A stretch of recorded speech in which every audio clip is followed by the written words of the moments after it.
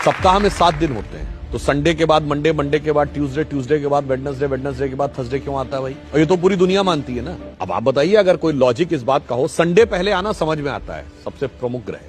और जो हमसे कहते हैं कि आप लोग तो 7 ही ग्रह मानते हैं और 9 होते हैं, तो भाई तुम भी तो 7 दिन मानते हो, मगर सवाल हमसे पूछते हो।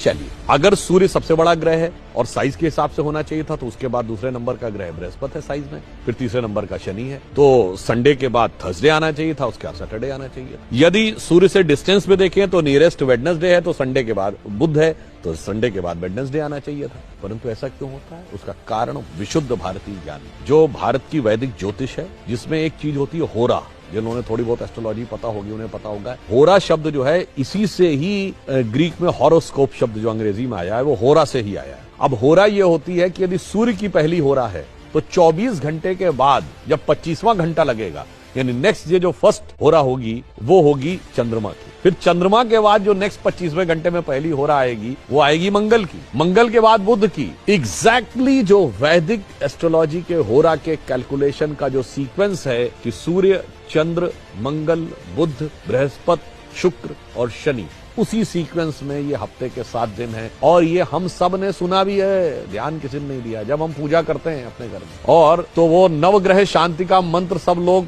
सुने जरूर होंगे पंडित जी के मुंह से, ध्यान नहीं दिया होगा। उसमें क्या है? ब्रह्मा मुरारी त्रिपुरांतकारी, भानु शशि भूमि सुतो बुधश्च, गुरुश्च शुक्र शनि राहु केतु, सर्वे ग्रहा शांति करो भवन। सबसे पहले क्या है? भानु यानी सूर्य, शशि यानी चंद्रमा, तो मंडे के बाद, संडे के बाद मंडे, भूमि सुतो मंगल, देन ट्यूसडे, बुधश्च, गुरुश्च शुक्र शनि।